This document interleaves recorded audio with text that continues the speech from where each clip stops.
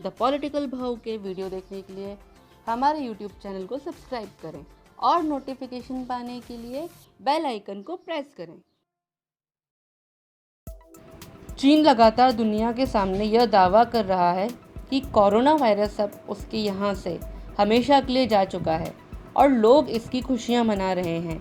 दूसरी तरफ चीन दुनिया को बड़ी मात्रा में मेडिकल सप्लाई व टेस्टिंग किट्स बेच कर अच्छा खासा मुनाफा भी कमा रहा है, जिसको लेकर चीन में काफ़ी उत्साह है। लेकिन चीन का यह उत्साह जल्द ही ठंडा पड़ने वाला है। ऐसा इसलिए क्योंकि सभी देश बड़े पैमाने पर चीन से अपनी कंपनी को बाहर निकालने का विचार कर रहे हैं। जापान पहले ही इसकी घोषणा कर चुका है। अब दक्षिण कोरिया और अमेरिकी कंपनी भी चीन से बाहर जाना चाहती हैं और भारत सरकार इसी मौके की तलाश में है। Trade promotion council of India के मुताबिक भारत सरकार अब अपने आप को चीन के अच्छे विकल्प के तौर पर प्रस्तुत करने की कोशिश में है।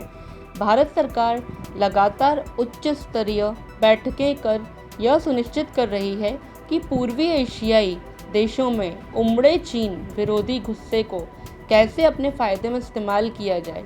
इसके अच्छे परिणाम दिखने शुरू भी हो चुके हैं। दरअसल दक्षिण कोरिया और अमेरिका की कंपनियां चीन से अपना सारा सामान समेटकर भारत आने पर विचार कर रही हैं। इकोनॉमिक टाइम्स की माने तो लगभग 200 अमेरिका कंपनियां अपनी मैन्युफैक्चरिंग यूनिट्स को भारत शिफ्ट कर चुकी हैं।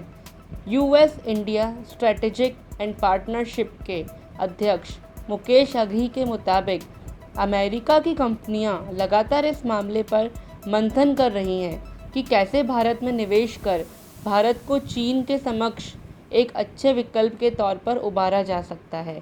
मुकेश अघी ने यह भी कहा कि भारत को जल्द से जल्द देश में व्यापार को आसान करने के लिए और भी सुधारों को अंजाम देना चाहिए। टाइम्स ऑफ इंडिया के मुताबिक कोरिया की कंपनी भी चीन को छोड़कर भारत में आने को इच्छुक है। इसको लेकर चेन्नई में मौजूद कोरियन कॉन्सुलेट के साथ कई कंपनियां लगातार संपर्क बनाए हुए हैं।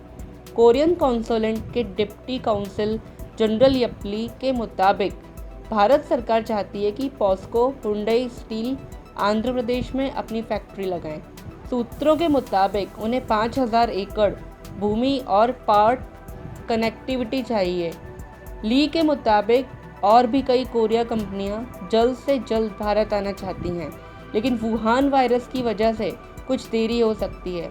इसी तरह से देश के कई एक्सपर्ट का मानना है कि सरकार को चीन से बाहर आने वाली जापानी कंपनी लुभाने के लिए भी जल्द से जल्द कदम उठाने चाहिए, ताकि वे मलेशिया या दक्षिण पूर्व एशिया में न जाकर भारत में जाकर अपना कारोबार स्थापित कर सकें।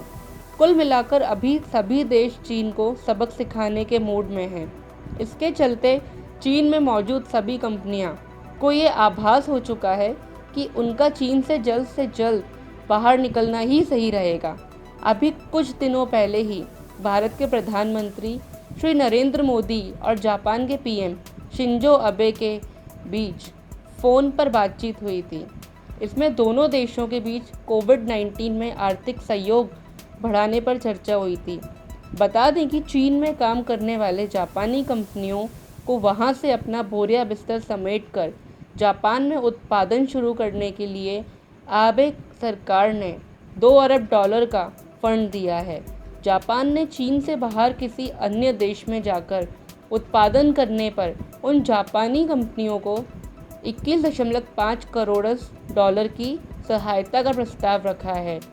भारत सरकार अब इन्हीं कंपनियों को भारत लाना चाहती है। अगर वह अपनी कोशिशों में सफल रहती है तो जल्द ही चीन की जगह भारत दुनिया की मैन्युफैक्चरिंग हब बन सकता है।